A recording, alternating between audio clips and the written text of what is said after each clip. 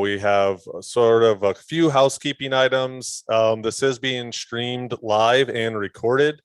So that is why the branch members who are sitting here and the panelists all have microphones.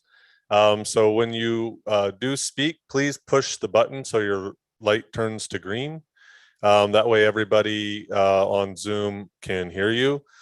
This microphone and the panelist microphones will come back out on the speakers in here, but the ones at the branch table will not. So if the green light's on, the public can hear you generally.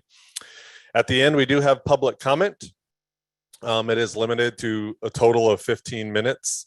So we have time for that at the end. These are publicly noticed workshops, and this is all part of workshop week related to the Recovery Task Force. So today is about critical infrastructure. There is one more today. For those of you who are interested in the critical infrastructure workshop on power, it is rescheduled for June 21st in the afternoon, I believe, in the time frame of 2 to 5 in that time frame, in that window. It has been rescheduled to then, and it will also be held here. So outside of that, the schedule is as planned. So before we get too far, Alani, can you click into the deck for me, please? Want to do some quick introductions. So we're going to start at the end for our panel here, and so push the button so the light turns green. Organization name and organization, and then we'll get into it. Don Scott with the Lee County MPO. Dominic Torelli with Lee County Transit. Ben Abus with Lee County Public Safety. Mike Sprayberry, Senior Advisor for Emergency Management for Haggerty Consulting. Tessa Lesage with Collaboratory. Great. And then we have a number of our Haggerty support partners here, as well as a number of branch members from, I think I see at least 4 branches represented here, which is really nice to see. So we're going to have this workshop sort of broken into 3 segments. So we're going to go a little bit of why we're here for those that don't fully know what the Recovery Task Force is, and overarching what the workshops are, and what we're trying to achieve out of these workshops. And then we'll go into some guided back and forth question and answer. The really great thing, one of the really great things with our partners from Haggerty is they bring outside expertise. So there will be some back and forth dialogue that we will have, and the branch members, we do want you to participate if you have questions for the panel. So real quick, the Recovery Task Force is those of you that are aware, follows the FEMA framework. And so after Hurricane Ian, the Board of County Commissioners organized the Recovery Task Force. It's chaired by Commissioner Kevin Ruane. And then there's a representative from each of the elected entities in Lee County that make up the 13-member task force. And so these are, this is the membership for the task force. It's made up of 8 different branches. So you have planning and capacity, which is really looking at the overall view of the county as a whole. You have economic recovery based on how the business community responds, education and workforce, health and social services, infrastructure, which is a critical part of this conversation. Ryan Carter, who's here, is the lead for that branch. Housing, all day Friday. For anybody that wants to talk about housing for a whole day, natural resources, and then cultural resources. And we've been on a really aggressive timeline. So we got started in February, early March, and we just completed the community engagement piece, which was really the branches were meeting on a monthly basis, and we were starting to collect all of the information to really start to inform what the priorities are and what those initiatives will be in the recovery and resilience plan. So we are driving towards a December 5th vote. Is it 5th or 7th? It's 5th. Okay. Board of County Commissioner meeting where they will vote on the plan. So we are really in this developing initiatives and true priorities of what those action steps will be in that plan for the long-term recovery of our community. And so that is where we are. You can kind of see where we are on that time frame. This will go back out to the public for review in the fall, late summer, early fall. And then ultimately it goes back to the board. for a vote. So this is all publicly noticed, as are all of the branch meetings and the Recovery Task Force, which meets the fourth Friday of every single month. Alani. So a little snapshot of the community engagement. So it's been very important that the community participate in the process. We've held 15 town halls, and those were completed throughout the community. At the neighborhood level, we did 2 virtual town halls. So between the town halls, they were both in English and Spanish options. Numerous mentions in media articles. Some of you who might have participated in some of the branch meetings, or some of you might have been interviewed by the media. It's really trying to make this a community effort, a community plan. We've had over 1,000 people participate in those town halls, and then as of today, and hopefully it's over 5,000 by now, but we've had more than 4,900 participants take the survey, which is still available online. So please share it with folks at resiliently.com. You can fill that survey out still. And then back in towards the end of March, we held across the entire 5-county region on the table. And then folks participating in Lee County, they had a series of questions prioritized to the long-term recovery for Lee County related to Hurricane Ian. And so a little over 1,000 surveys and data points from that process as well.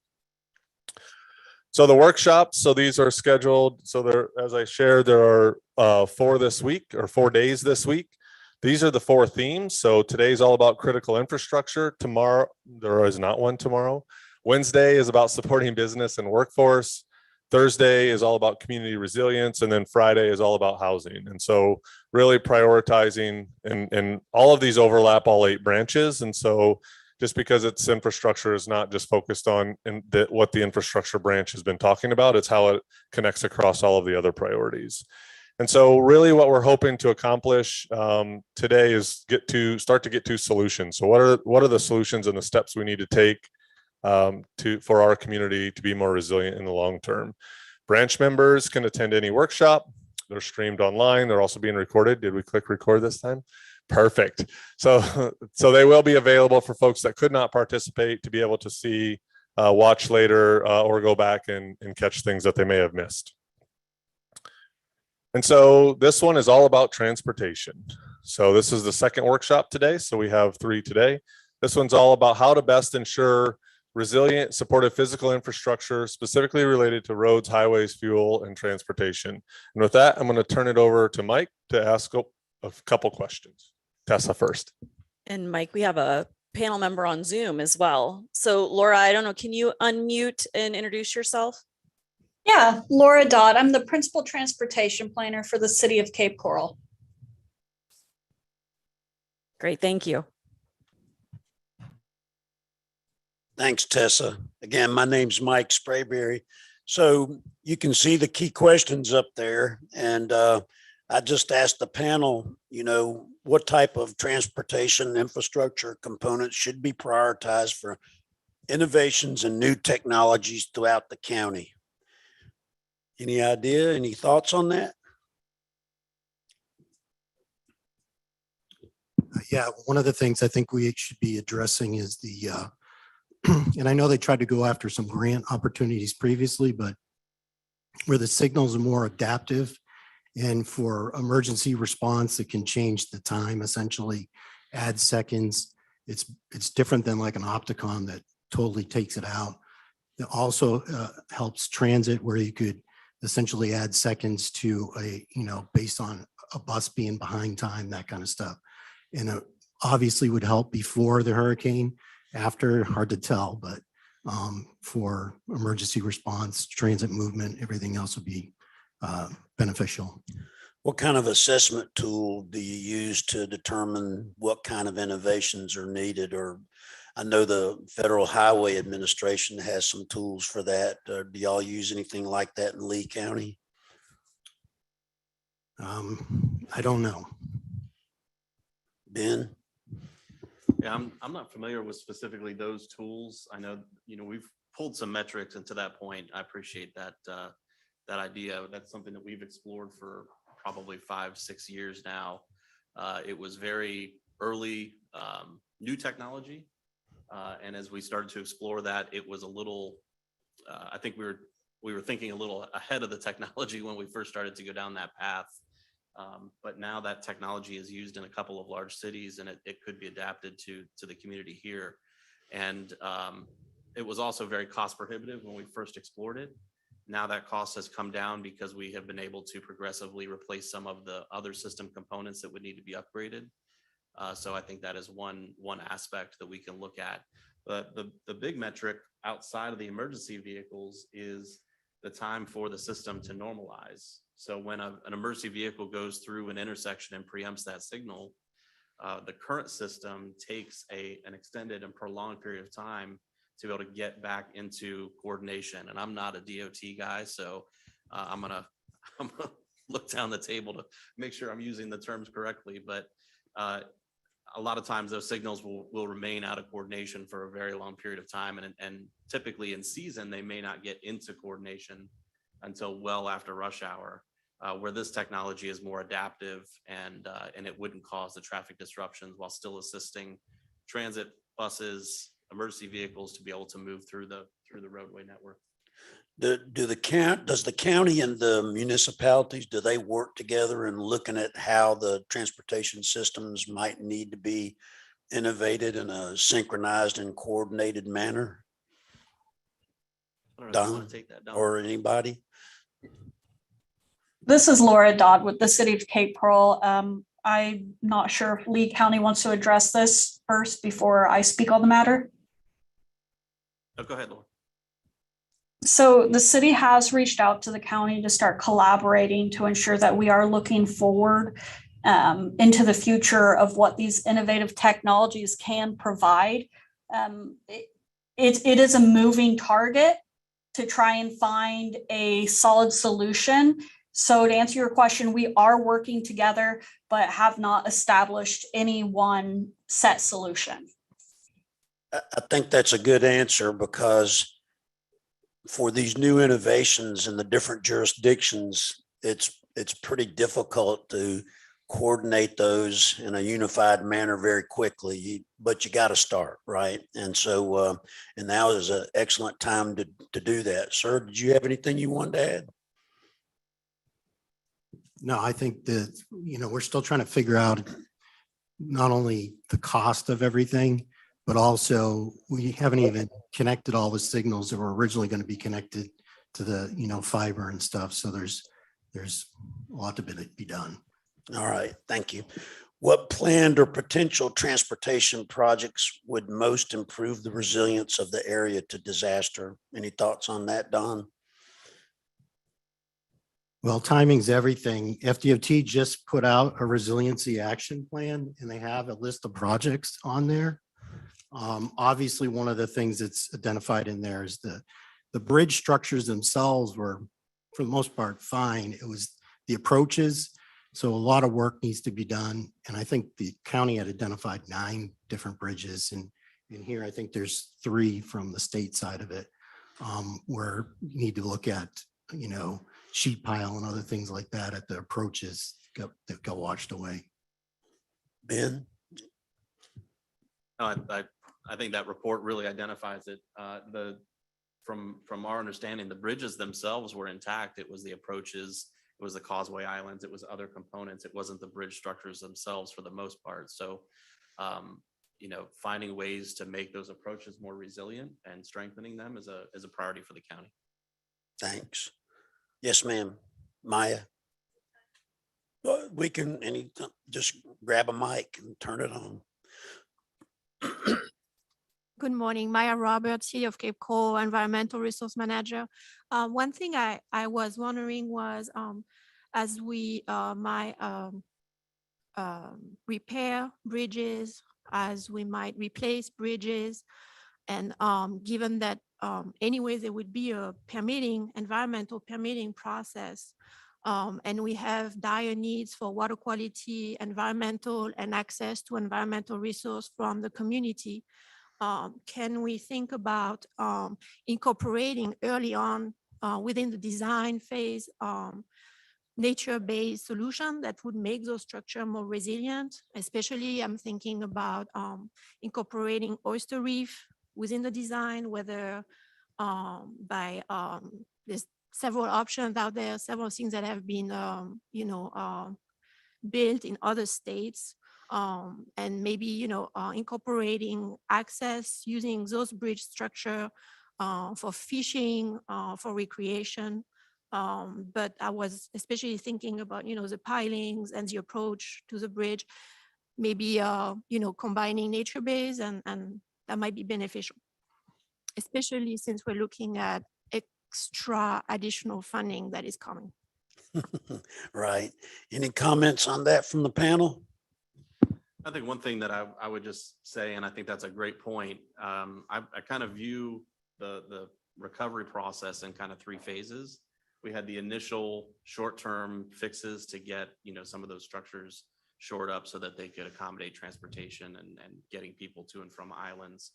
And then we have some of the more medium and long-term projects to be able to really restore, again, those run-ups to the bridges and some of the other critical infrastructure, make sure that those are hardened. But then we have, again, as you alluded to, the longer-term picture of, are there other resources, other things that we can do that not only make those, whether it's the bridges themselves, the approaches, the causeway islands, any of those components more resilient, but also provide other features, like you mentioned, the reefs, the recreational opportunities, all of those things that can go into not only making them more resilient, but also making them usable in some way. Okay, thank you. Any other questions or comments on these questions? Right. More people are choosing to live in this region, and some areas are densifying.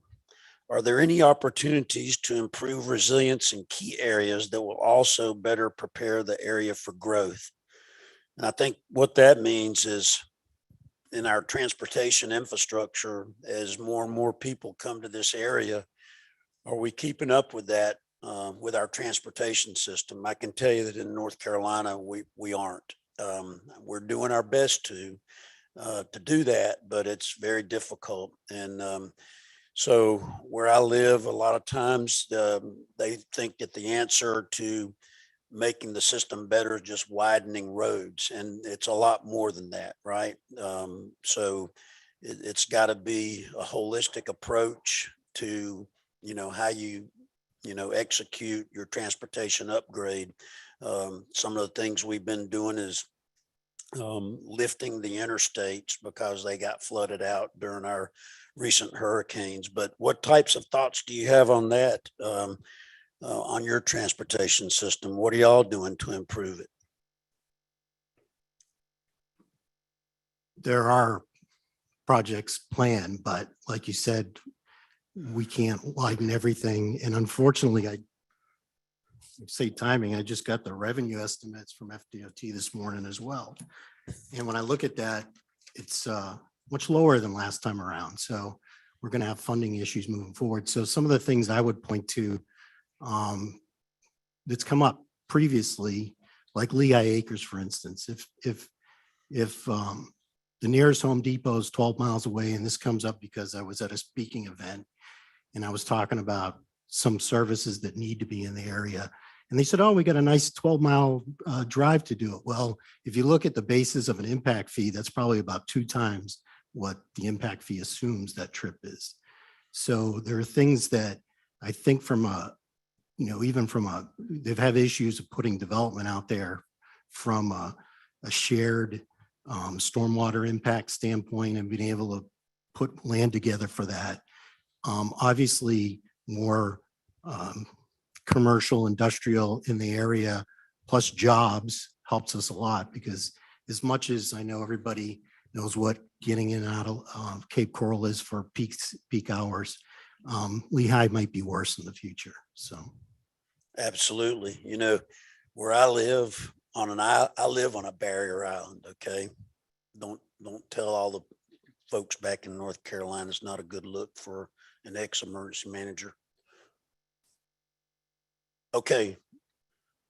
So Laura, you can speak now. Thank you. So Cape Coral is currently underway with their multimodal transportation master plan. And I think an important facet in considering the densification of certain areas and the resilience is providing for options for other modal choices, even if it's just a connection to another segment in the transportation network. I think creating infrastructure that has redundancies is important. Thanks, Laura. Any comments, sir? I see you have your mic turned on. I think one other, to that point, the Alico extension, or the Alico connection would be the first new road constructed to link Lehigh to the rest of the community in decades. And, those are the types of projects. The Three Oaks extension is another one where we're actually, instead of just widening roads, now we have on our plan the connections that make those, will take some stress off of the other roads, but also create different community connections. So I think those are important projects that are on the roadmap. Again, the question is, funding and how will those get done? So Dominic, I'm curious what your thoughts are on this from a public transportation option, because I think thinking in a silo of only automobiles is going to kind of keep us in the mode that we're in right now. So what are your thoughts? So I'll take a couple of steps back when we were talking about traffic signal prioritization. When we're talking about how the emergency vehicles could get priority as well as transit buses. So that's a project that's actually active right now. We are in the middle of the procurement stage with FDOT to get the equipment along US 41 from North Fort Myers at Stockton Road all the way to Airport Road by Page Field.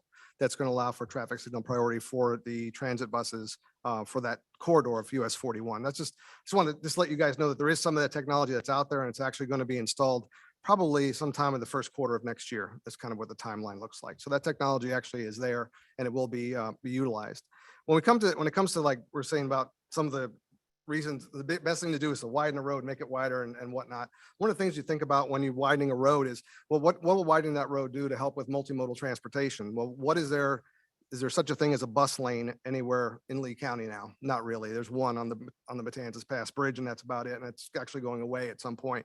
So there's that. There's a lot of different pieces of infrastructure for transit that can make people get around just as well as they can in their car. It's just a matter of making those areas attractive and convenient. And we can do that through the development plan review that we do now with Lee County and several of the municipalities, but not all of them. So there's definitely some opportunity there for us to really work and collaborate with all of the different municipalities and cities here to really make the road work when it happens more friendly. We already work very closely with LDOT and FDOT on road projects to incorporate wherever we can any improvements to busing.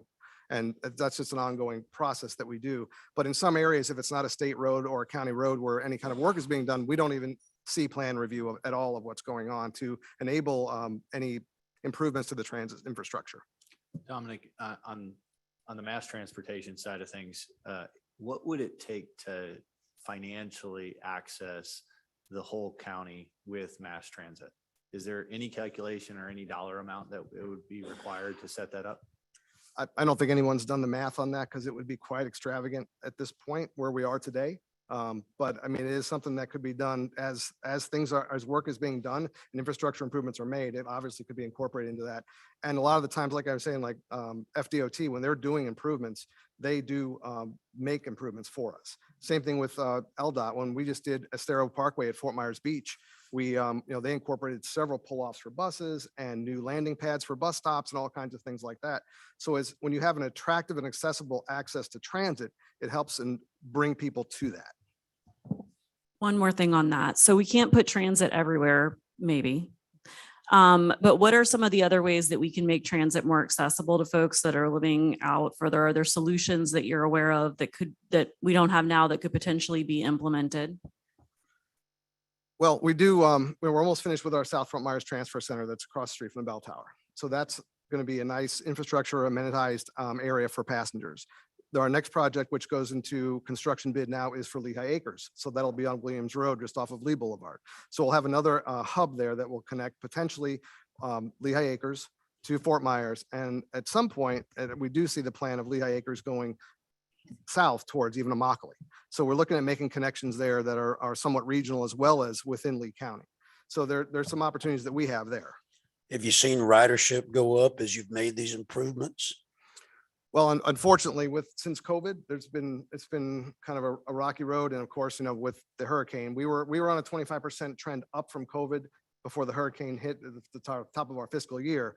And unfortunately, we'll probably be down 25% due to that. Roger. Dawn, did you? I was going to touch on the mobility on demand. Because there are certain areas, I don't ever see having transit buses go everywhere. And I think there's a question later on. But so mobility on demand in Bonita has been pretty popular. I think there's probably, Cape Coral kind of makes some sense from that standpoint. But in addition to that, the one thing that's been, FDOT has been funding the van pool program. I don't know how long that's going to continue, but that is showing we not only have more people per van than some of the areas like Tampa, even though we don't have as many vans, let's put it that way. But that actually helps the transit funding in the end because the NTD, it gets reported back, shows more trips. They're usually longer trips. And so that helps funding from that side too. Now, doesn't make money. None of it really does, but that is helpful too when you start talking about some of these areas and being able to put some people together for a van pool. Have y'all ever used your transit system for evacuation? Yes, we do use the transit system for evacuation. All of our routes generally run to any of our transfer stations or any of our park and rides. And from there, we have a bus that will take them to shelters. Thanks. So can I ask one more question? Sure. This is important from my perspective so I sit on the housing branch is when we're trying to calculate affordable housing, if 10 to 15% of our costs are in transportation, if you can't solve your problems, we can't solve ours. Like they go hand in hand. So I'm curious if there's any better studies on bike and bus pairing. How do we work within those pieces so that we have more forms of access and facilities to make those happen? Well, I can say, mixed use areas are very favorable to bike, pedestrian, transit. One of the projects with Midtown now that's going to be happening will be surrounded by the Rosa Parks Transfer Center, which of course all of our buses allow for bicycles. So you have that opportunity when you're doing multimodal planning like that, and you've got a development area that's going to be like that, and you have the ability to get to transit.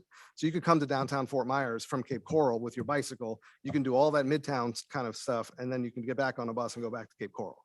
So that type of development is very, very positive for transit as well as for bike pedestrian. Laura, do you still have a question? No, I was just going to second what Dawn said in support of mobility on demand as being a pragmatic approach to get an individual who would not generally take transit every day to get them to utilize microtransit to get to another supporting network location like a mobility hub. So I just wanted to agree with Dawn on that. Thank you. Sure. I have actually two questions. The first question is going back to the bridges and the roadways. Is there any sensor technology that's being used today that reports on the volume of traffic, or if a bridge has a crack, or if there's something wrong with a bridge that's reporting back to FDOT or the county? Yes. Yeah, is this thing on? Yes, we have sensors on the bridges. They do a number of different things. We have sensors all over the county, quite frankly. Our traffic signal system actually responds to the flow of traffic and adjusts the signal timings based on traffic flow in most cases. That's great. Thank you. My second question is related to kind of the mobility and some of the higher density areas. Are there express lanes that are being looked at? And ultimately, if you look at some of the larger cities, the express lanes tend to end in a certain, like say a downtown area, and then there's bike share programs that people have access to bikes, so you're not using your own bike. I'm just curious if the city has looked in, or the county has looked in any of those express lanes or bike share programs. So the I-75, they have looked at what you would call express lanes, separated lanes in the middle part of the county, but not in the south part of the county because there's too many local trips essentially getting off the interchanges. That's one of the problems we have with our interstate is there's too many local trips on it. Outside of that, we've had some, I guess we've had some looking at like transit only lanes in some parts, but didn't get very far with that. Outside of that, I don't think there's any other options like that. Maya, did you have go I ahead. was just gonna ask, a lot of them, a lot of people in the younger generations like to, jump on a bike, take it to down the street, the last mile and drop the bike there and go to work and do whatever they do. Is that anything that the city has looked at yet? Like a city bike in New York, or, there's models all over the country that are using that? This is Laura Dodd, Cape Coral. So as part of our multimodal plan, we are incorporating a micromobility component that considers e-bikes as well as other bike share programs in some of these denser locations where we have mixed uses to start leveraging people utilizing alternative mobility options. So I just out of curiosity though, when it comes to bicycles and walking, you have to have the safe infrastructure for people to be able to do that. So I'm curious if there's any thoughts about solutions that when it comes to bike ped infrastructure. So the county definitely incorporates bike paths, shared use paths where possible. We're trying to, in every one of our road projects, to address not just adding vehicular capacity, but also adding capacity for multimodal improvements. But there is a safety concern with some of these micromobility options that a lot of the big cities are starting to have. And some of them are starting to restrict the use of those types of devices in the big cities. So it's something the county has been kind of paying attention to as a practice to see how it plays out. And I think some legislative things might happen that might change how legal those types of facilities are. So thank you for that. And that's good to know. I want to ask though, in terms of solutions, we mentioned we only have one dedicated bus lane and then thinking about solutions that could be viable for bikes, to help with the transit system, to help folks get around in short distances. We know that it's like $9,000 a year to own and operate a car. So it's unrealistic with some of our workforce challenges that people can afford that. Are you aware of any solutions as funds come in that we should be looking at, that the branch members should be thinking about in their priorities for this, complementary transportation system that could add some transportation choices?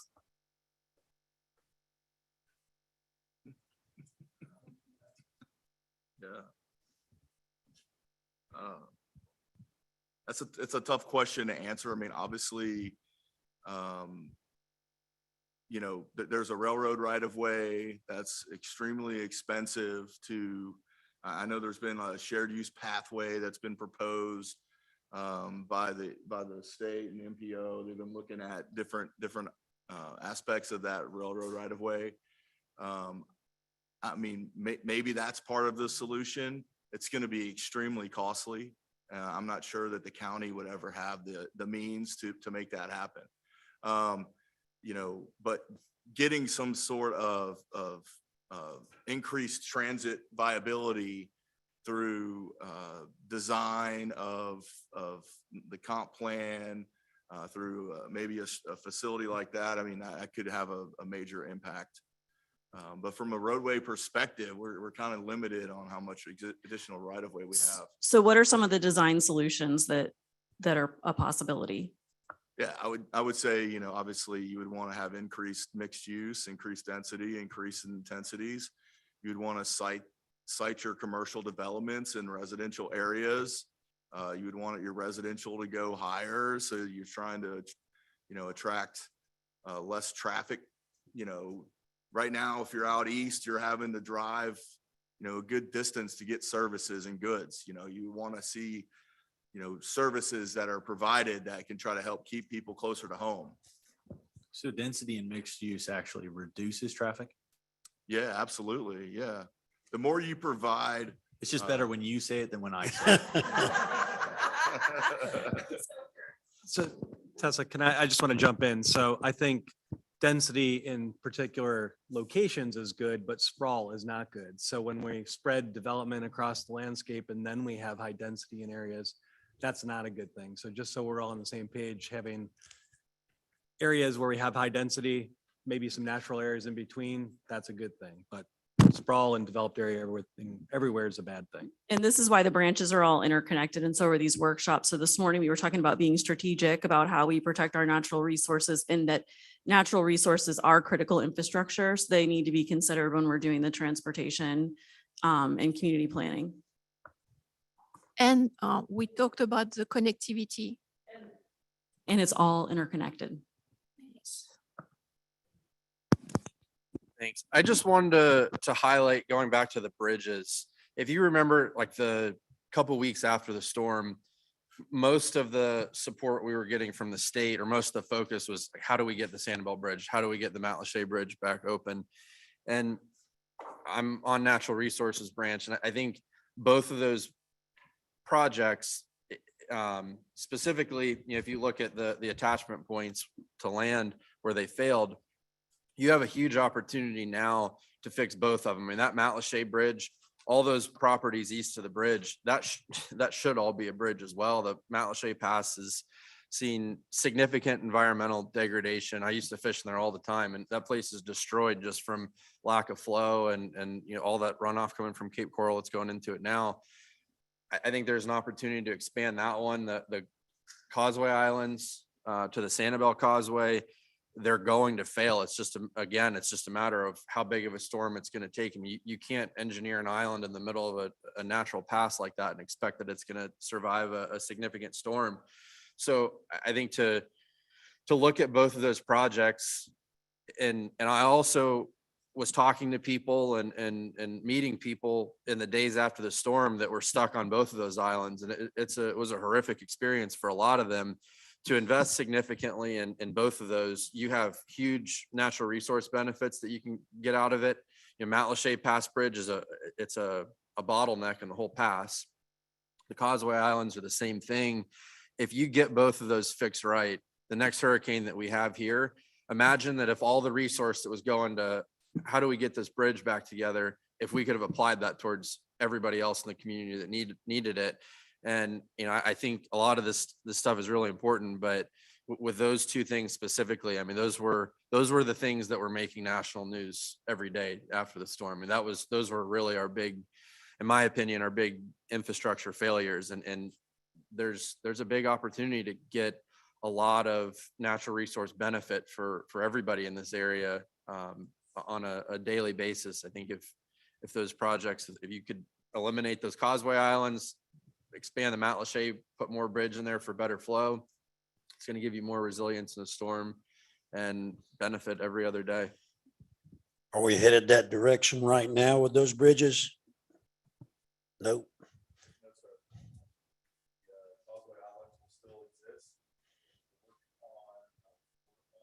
Causeway Islands, so that they won't wash away in the next storm.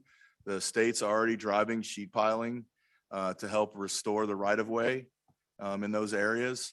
And then they're going to also fortify the approaches, which is what, really you could see visually that failed, is the approach slabs. Basically all the material underneath those slabs got washed away. And so now they're going to provide mechanical protection on the outsides of those approach slabs so that they aren't subjected to wave action and significant wave action. So, unfortunately, we're not going to have a brand new bridge all the way from Fort Myers to Sanibel and all the way through Matlacha. We're limited as to what we can do from a standpoint of building in resiliency. Federal Highway is scrutinizing the amount of resiliency measures that we're putting in those locations, and the state is overseeing those projects with a lot of input from the county. Thank you. Yes, sir. I just wanted to add, so I brought this up during the natural resources discussion, the previous panel discussion, but I do think that we need to be doing cost benefit analyses on all of these projects. I mean, if we look at the benefit of replacing the Sanibel Causeway with an elevated bridge from a hydrological standpoint, from an ecosystem standpoint, it would probably way outweigh the benefit of, or the, just doing it as we've done in the past. So I just think that a lot of these projects need to go through a full cost benefit analysis to figure out where they benefit different parts of the system. Yes, ma'am. And if I may add to that, as the natural resources intersect with the infrastructure, the built environment, it would make sense to also cross-pollinate those cost benefit analysis so that we can do more smarter, and where there's limited dollars for the county, leveraging those additional dollars that we're anticipating in order to supplement some of those projects. For the panel, can you bring us up to speed on any of the if there's planning underway for a regional approach to connecting the different grids, the different municipalities, as each has their own plan, one, and then two, is there, where are we, and will there be any plan for light rail as we're considering what could be for our community? So that's where the MPO comes in, because it's a regional look at all the improvements in transportation across all the municipalities and the unincorporated county and our neighbors to the north and south. That's where that comes in.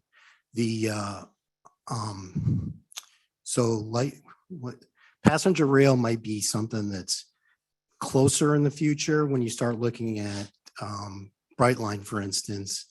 The state had done an update on their whole plan in the southeast portion of, I can't remember the group, but it's like southeast states essentially, had shown down, pretty much coming down the right away, that there's a portion, don't look at like Clusatchee Bridge at I-75, but there's a portion that's set aside for transit envelope on I-75. So that's probably one of the better chances for passenger rail at this point. Thanks, Don. Any other questions from the branch or any other comments from the panel? If I may follow up also, Yes, as ma'am. it pertains to multimodal, where can you offer an update on complete streets and how that is being implemented? So each of the areas are including,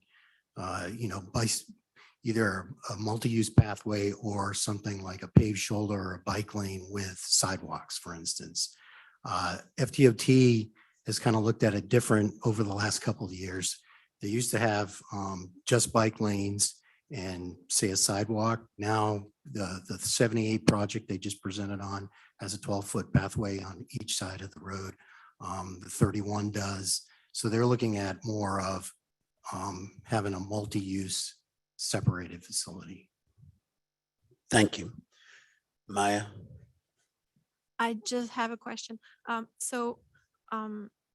We've talked, I mean, we are in the big framework of resiliency, and we talked about vulnerability assessment, and I'm sure the incorporation of transportation within, vulnerability assessment countywide. And so I have two questions. I wanted to see if transportation is taking into consideration adapting and respecting what we've talked about, which are, floodways, connected wetlands, connected natural resources. Is that part of determination that you make when you do some large scale planning? And my second question is, as we are looking at, affordable housing and building, are you looking at multimodal incorporation of those specific targets for those areas, especially if we are getting grant funded affordable housing and things like that? So I'll address your first question with regards to natural resources and flowways with, and how they affect road projects. I mean, obviously, we have to get permits to build roads and widen roads. So we're getting Army Corps, ERP, through DEP, you know, whatever permits that are required for us to build the various projects that we're doing. We're getting those projects. We coordinate with our natural resources department on all of our projects. And we certainly don't want to build a road that's going to come in and make flooding a problem for the neighborhoods that the road's going through. I'll give you an example on the Alico extension. Natural Resources has a project to enhance the swales along the west side of Alico Road, where it's the north-south portion of Alico Road, to take it down to Corkscrew. We're in the process of widening Corkscrew Road, and we have the next phase design that includes crossover pipes under Corkscrew Road that will receive that natural resources flow and send it down to the wetlands to the south where it's able to flow. We're also putting wildlife underpasses on the Alico extension that will tie into that drainage system. So we look at these things globally on all of our projects to make sure that we're enhancing, at least not making worse a flooding situation. We get a lot of complaining, obviously, when we build roads, and you know, when we have public workshops, these folks come to talk to us, and we want to be, you know, clear and upfront with them and address their flooding concerns as much as we possibly can with the project. So Dom, you want to talk a little bit about transit and how that might be coordinated with affordable housing? Sure. So I think I brushed a little bit earlier on the fact that not all the land development codes across the county match up, all the different municipalities, cities and whatnot. So one of the things is, as you know, as development goes through, as road work takes place, whichever it might be, one of the important things is to have a shared land development code with a transit piece to it that's countywide. And right now it's not. So we like I said earlier, there are certain cities and municipalities that, you know, go to us for review and concurrency, and then there are some that don't. So when you have a large multifamily 500 unit complex that's going up, and it's not in an area that we're normally getting plan review for, our land development code in Lee County requires a lot of things to happen there. We would require that developer to put in a 5x30 pad, a bicycle rack, a sign, a shelter with trash can, stuff like that, and also a pull-off that's actually part of the right of way. So there's a lot of things that go into play when large development like that would come through. So that's just a piece of it. And if we had all of the municipalities, towns, et cetera, that are here, cities, to share that same land development code, would be ideal for us all. It would definitely help promote the use of transit, but like I said, something that's easily accessible and looks attractive to the passenger, they'll use it. All circles back to interagency coordination. All right, understanding that transportation can be severely impacted by a storm, what can this region do to ensure emergency repairs can be made as quickly as possible? So Don, you want to start with that, or your partner? So one thing the county is doing as a part of, you know, the damage assessment process requires that we do extensive amounts of detailed analysis of what happened at each intersection in order for us to get federal approval to move forward with repairs. So we can learn a lot from that information, and we've already started compiling information from our damage assessments, just to kind of see what we can learn from the damages. And one thing that's jumped out at us is we had significantly more damage at intersections that were span wires, box spans, as opposed to the mast arm intersections. The cost of the improvements was significantly higher at the box spans and span wire intersections. So we put a project forward through the CDBG process. We're going to propose putting additional projects forward to retrofit older mast arm and older strain pole intersections to mast arms and build to the newest standards. There's some mast arms that we're maintaining that are over 30 years old that are outdated. They don't meet current day wind load standards. So we need to really focus on getting our signal system hardened from that perspective. And I mean, there's some things that we just simply can't address. Storm surge is going to take out a traffic signal cabinet. We could elevate the signal cabinet 8 to 10 feet, but on Fort Myers Beach, it still would have taken salt water, you know? So there's some things that we just can't overcome, but we're going to do everything we can to harden our structures so that the signals don't all fall to the ground. You feel pretty comfortable you got out there and did your assessments in a timely manner and got all that squared away? Could it have gone faster? I mean, sure, everyone can do better. We're looking at how we can improve in the future. One of the biggest things for us is, you know, we don't have pre-positioned federalized contracts that we could pull from to get contractors out there doing damage assessments. So we line those contracts up really fast. We took existing continuing contracts, federalized them after the fact, got contractors on board within a matter of 2 weeks. We were doing damage assessments. Unfortunately, Federal Highway is telling us they're not going to reimburse us for those efforts.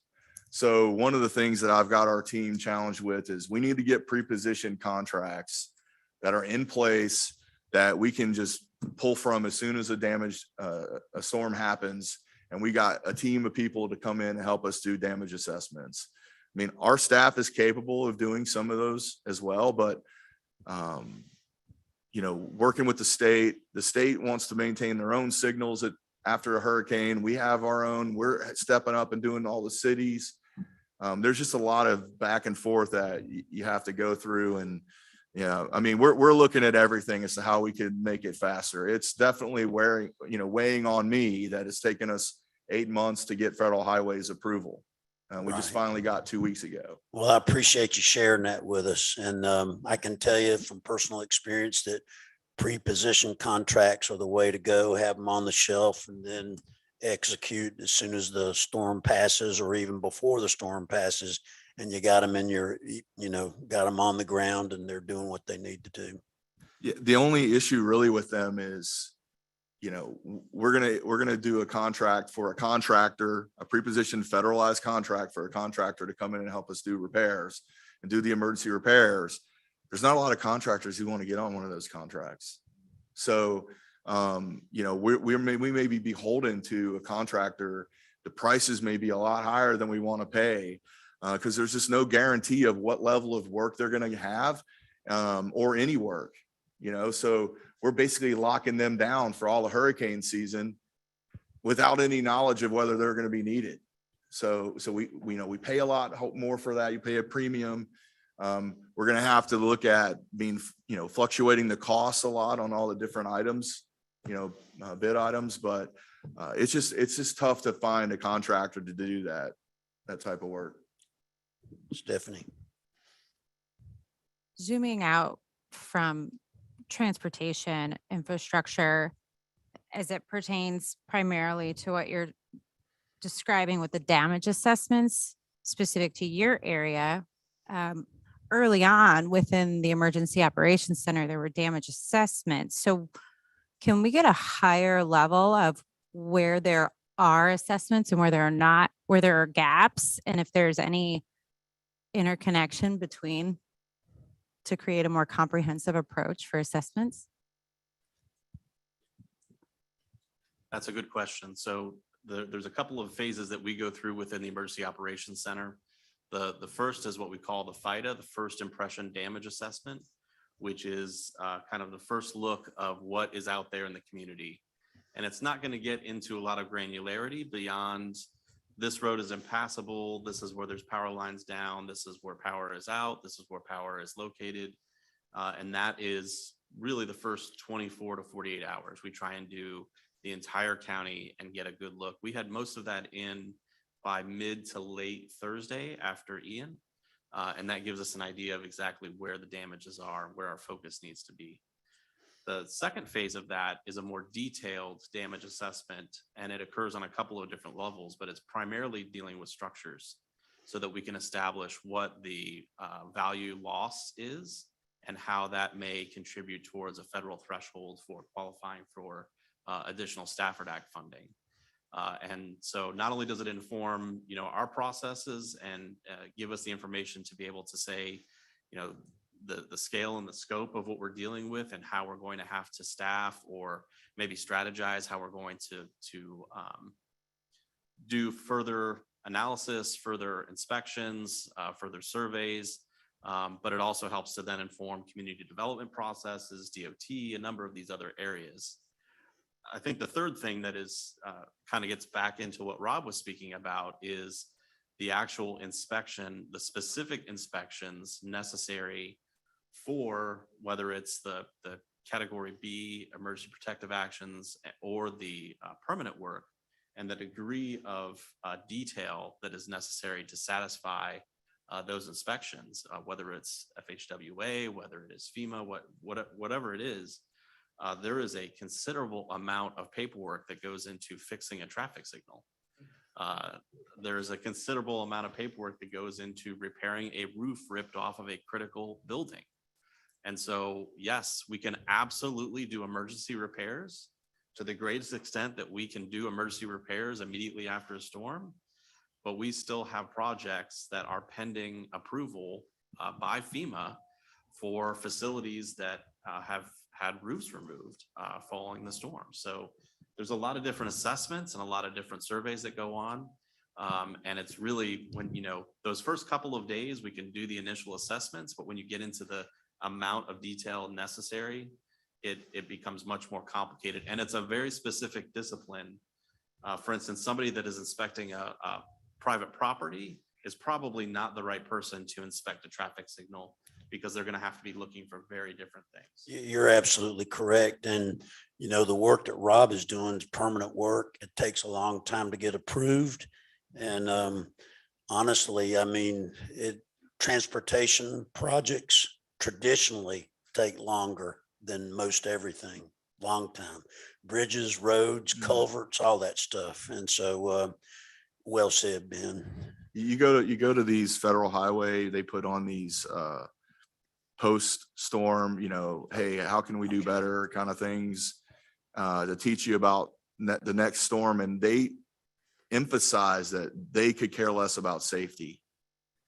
And so, we're only allowed to put one traffic signal in each direction until this hurricane season. They changed it so we could actually put left turn heads up.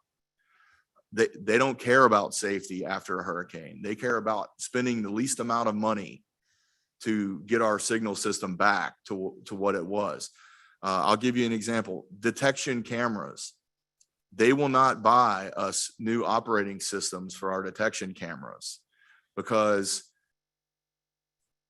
just because the camera you can't buy the same camera anymore. It's outdated. When 2 of them are broken, the other 2 are still functional. We're not going to buy you a new system. We'll only pay for the replacement of 2 cameras. Signal cabinets. We had 42 signal cabinets go underwater. Saltwater intrusion. In order to get those signals back up and running, we pressure wash the wiring. Water on electrical wires is not a good thing. So those are going to corrode and they're going to die.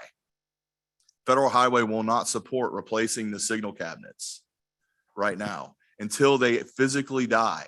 Because they are working today, we can't seek reimbursement for them. The county has purchased out of our own pockets additional signal cabinets in anticipation of that time happening, so that we're not sitting here with Del Prado Boulevard and Cape Coral Parkway dark for 5 days waiting for an authorization from Federal Highway to go out and replace the signal cabinet when it dies, because it's going to die. So we are anticipating those things, but the red tape is significant, and it's hard to explain to people that just care about their way from home to work and back every day. Rob's getting passionate now. And as well he should. It's some of the things that they ask you to do. They're only going to bring it up to the same standard that it was prior to the storm. They're not going to make it any better. That's just the way that it is. All right. Stephanie? Just to follow up, I appreciate your candor and the passion and agree with you. I question why, if or why there doesn't appear to be some pathway to remove the barriers and the resistance given the federal disaster designation.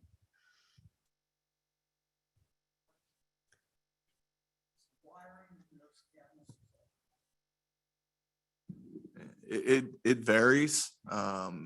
Most of it is aluminum.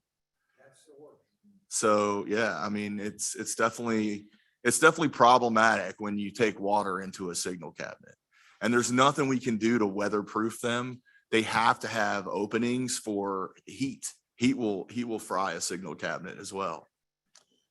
I can tell you that I do, Stephanie, I do believe that there's an appetite at FEMA to change the bureaucracy and to get better.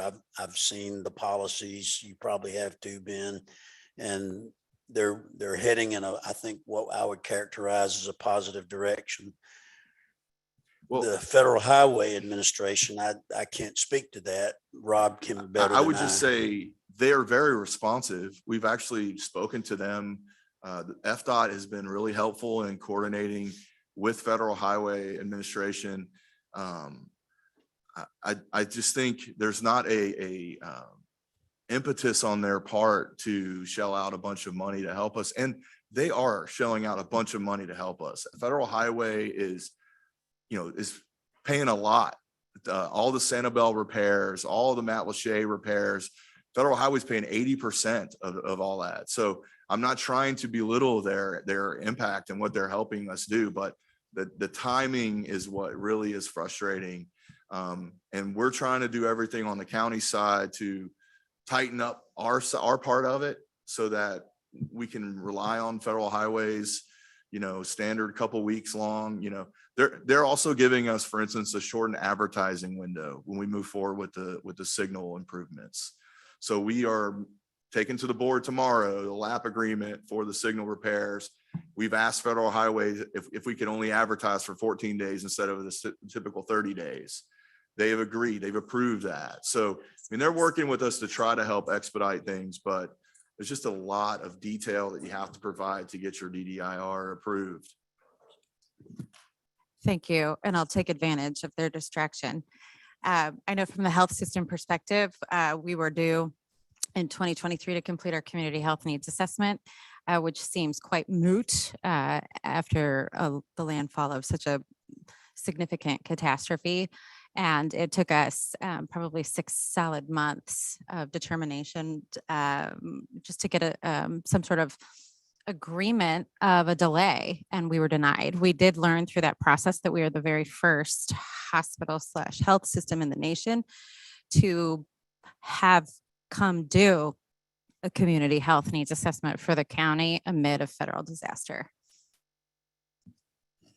Ben? I think one point of clarification from the people that are here at the local FEMA center that is in Gateway, the local staff that's been boots on the ground with us since day one. Actually, they were on the ground with us Tuesday night and Wednesday before the storm struck. Through all of these agencies, this has been the greatest degree of cooperation and coordination. And whenever possible, staff at those federal agencies has gone above and beyond to identify how they can fast track or shortcut for the sake of a lack of a better word, but to identify how they can get things done for us and how they can help us get to those approvals. So it's not necessarily the individuals that are working with us here in the county or at the state or at the federal level. It really comes down to the larger policy level issues at the federal level and how those can be flexed. And not every disaster is the same. And so you're talking about the 5th largest storm in history. So it's going to have some impacts that are unique. But we would expect that at some point, there may be a storm that drops us down to 6th. And the issues that we're experiencing hopefully will yield some policy improvements at the federal level that will expedite help for those folks too. Thanks for those comments, Ben. Last question, running out of time here. How can the region accelerate the development of a transportation system that manages congestion, enhances connectivity between modes, and improves the resiliency and reliability of the system, all while Rob is fixing the roads that have been destroyed from Ian? So we'll start with you, Don. I think that kind of goes back to where we started out, you know, we've talked about this before, the adaptive signal system and being able to do better with what we got, I guess, from that side of it, because we can't build in some places, and we're not going to be able to pay for a lot of what we might need to in the short term, let alone medium term. From a connectivity standpoint, obviously, we talked about some of that with, I think you will see more micro mobility stuff out there, and that is going to cause other issues because some of these things can go 50 miles an hour. But you're already seeing it from that side of it, but that helps with first mile, last mile. I know it was brought up earlier about do we watch the affordable house? Yes, but everybody goes to meetings, you know, the public meetings when they're doing it and complains about traffic, about everything. And meanwhile, I can read documents from 30 years ago where they complained about traffic. So some of those things need to be done, even if it's, you know, affordable housing where near jobs are, perfect from a transportation standpoint. And so you've got a couple of documents right there with some analysis and recommendations, and maybe someday a price tag will be put on them, right? Or maybe a price tag's already on them. There is a price tag, but I'll just bring up one of them. They talk about raising San Carlos Boulevard from Estero up to Summerlin Road. I don't know how high. I don't know much about it, and it says 70 million. So, all right. Laura, do you have any comments on this question? No, I just want to continue to emphasize that multimodal options do play a role in the evolution of transportation planning, because we're seeing a reduction in trip counts that is now measurable through some development submittals that are coming in that are mixed use, that are claiming a reduction. So it's no longer such a soft science anymore. It's not a proven fact.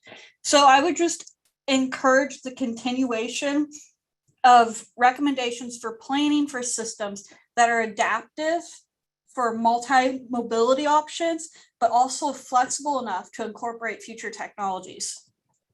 Thanks, Laura. All right, Dom. Well, I'll hit on the mixed use areas again and how favorable they are to, you know, bike, ped, and transit. An example is what's being built at Merchants Crossing right now. That's a mixed use area that's being developed where the old Sears building was. So we're going to have 3 bus stops in that general area of that. One of them being one of our larger bus stops will be just below Applebee's. That developer has agreed to make the improvements there on the site of Merchants Crossing for us. So we'll have an extended area there for our passengers. So that's just one of the small things that makes a very large difference. And talking about the micro transit and maybe last mile, first mile type items, those are ideal. I mean, we know that Bonita Springs, we put the vehicles in Bonita Springs and we're doing twice the volume of passengers that we used to do on the bus that used to be in Bonita Springs. So does it get people from point A to point B much better from their door basically to their place? Yeah, it sure does. Does it cost more? Yeah, it sure does. So you got to see, you know, there's give and take there sometimes too. But I think you'll see that, you know, with our Lehigh launch that we just did, it's slowly inching up. Both of those areas last week had their best week ever for passenger counts. So it is something that people are using. So it is very popular. And I do think you'll see that more and more throughout the county. And that's how you build it, one little step at a time here and there. And I think, you know, you can't do everything all at once. Rob? So the county has been making an effort over multiple years with the understanding of it costs a lot to widen roads, it costs a lot to build new roads. I mean, our tier one of our CIP is $1.4 billion. Those are like 10 years in projects. That's a lot of money. So how can we squeeze the most capacity out of our network using what we already have today? So we've really made a heavy investment in technology in our roadway network. Unfortunately, technology takes a beating when you have a hurricane like we had, but there's a project that Ben and I have been talking about with Lee-Tran over the last 3 or 4 years that would with now that we have gotten almost all of our signals connected with fiber optic communication, we can build a project that will take our advanced traffic management system to the next level by creating handshake agreements with our public safety dispatch system and with our transit database. And so we can then, I don't know if anyone's ever experienced driving through 41 and Gladiolus and 6 Mile when an ambulance or a fire truck goes through. And Ben's people mess traffic up worse than anybody. Okay. So when that happens, it kicks the signal out of coordination. And if that happens at 5 p.m. in the afternoon, you can kiss it goodbye until 7. It is not going to get back in equilibrium until 7 p.m. when traffic dies down. So this system would eliminate preemptions at all of our intersections. It would allow us to roll out more areas of the county where we actually have ambulances and fire trucks that get priority at the intersections. It will also prioritize buses that are more than 10 minutes behind schedule or whatever minutes we want to assess.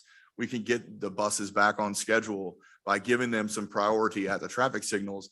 And it does it by making educated changes to the computers in the traffic signals to actually keep the signals coordinated.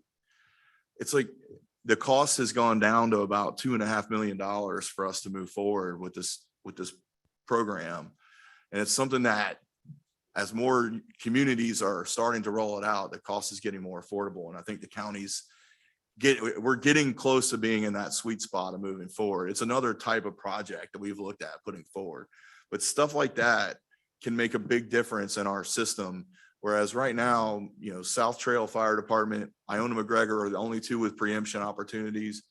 And when we get a preemption in those areas during rush hour, you know, signal system fails. Well, what you're doing is you're looking over the hill, you're working together as a team. Stay tuned, right? Ben, you have any words for us? As the public safety rep, I'd be remiss if I didn't take an opportunity while we talk about, you know, multimodal to also talk about how that plays into disaster evacuation and response. And I just want to remind everybody the public transportation system provides free transportation to public shelters. As soon as we open public shelters, anybody can go to a Lee-Tran bus stop and get access to the public shelters. And we have a lot of other resources that are available to us. During this storm, we had Uber. It was also contributing some resources to be able to move people to where they needed to go to be safe. And again, I think this storm has really illustrated what we have preached since Hurricane Irma, which is you don't have to go hundreds of miles. You only have to go a few miles to be safe. So the idea of countywide clearance times or regional evacuation, we're thinking really less about that and more about where can you get someplace that is maybe 5 or 10 minutes away where you can be safe from storm surge and protected from wind. And those are really the key things that we want to stress for the community. I like those points. All right, branch members, any comments or questions? Stephanie? Thank you. And a sincere thank you to Lee-Tran for their additional assistance and also transporting discharged patients just after the storm. That was absolutely tremendous, particularly in those areas where roads were still closed. I question a little bit about how we can shift our mindset from your purview of moving cars to moving people. Are there, when you're preparing for these proposals and making determinations as to whether or not to pursue a particular program or initiative, are we considering population growth and projecting that outward as to define or determine which modality would be most efficient for the longer term solution? So yes, there's a transportation model, and then essentially have a future population. I think now it's about, I was going to say close to 1.2 million in 2045, 2050 timeframe, where you do have a transit part of that model, but unfortunately, it's probably not the best way to look at transit improvements because it's such a small percentage of all the trips out there. And you can look at the, when you look at the like OD data and stuff, and I just saw the statewide, it's like very small percent that it take transit. So it's better to look outside of the model than inside the model when you're looking at that. Hey, Don, what would it take to make transit more well used? Or Dominic, I mean, like, I'm not going to use transit right now because the headway is way too long and I'm going to be, if an ambulance goes through the light, then I'm in trouble. But like, what would it take to make our transit a more viable solution without calculating the numbers based on how many people are using it now? That gets to, I think, what was touched before of you want to get transit to be maybe not as fast as you use in your car, but fast, because like you said, when you look at it, you even look at the time frames, the average transit person might be commuting for an hour where the average person commutes about 27 minutes, that type of thing. So you're trying to get it faster. So how do we get it faster? Now, obviously what Rob's touching on can at least speed it up within the corridor. But if we talk about in its own lane, a fixed guideway, we have to get the things to like BRT first, for instance, bus rapid transit. Like Dominic had touched on before, maybe a transit lane somewhere. And unfortunately, when that was raised before, the community didn't want to do it. So I think Tessa just asked $1 million question. I mean, how do you get a culture to change? It's a cultural thing. I'm not going to ride a bus. I'm not. I would 100% ride a bus. I grew up here and went to school in a place where my mom told me I couldn't take my car, and it was because it had a really good transportation system. And so I think there are people that won't ride a bus, but there are a lot of people that will. But I'm just saying, I've got 3 dogs and a family. I can't take 3 dogs on a bus. Maybe I could if you got one of those buses that takes pets, but as a matter of fact, when we evacuate, the dogs go first, not me. My wife is out the door with those. And so to me, it's a paradigm shift and culturally how we look at, mass transit. We've had the same issue in North Carolina. And so it's going to take some work. Other questions? I think that's it. I think we're ready to close it out. So up here on the screen, if you have, and this is for branch members, if you would like to take a picture of this QR code, if you have suggestions based on what you've heard today or otherwise of things that you think should be included in our initiatives, like bus rapid transit, the timing of the signals, it's only $2 million away or something. Could we do that? What are some of the things that we heard about today or otherwise that we think should be part of the initiatives for transportation? Did everybody get it? Sorry, I changed it before. And any other questions or discussion before we wrap up? I'm going to go to public comment here, but anything else here before I close this discussion?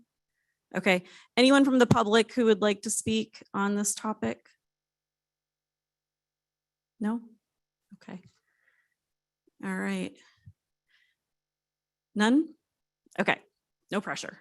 All right, so that is it. I want to thank you all for joining us today. And thanks to our panel and to Mike for facilitating and to our branches for being so engaged and for the public for joining us today. Thank you.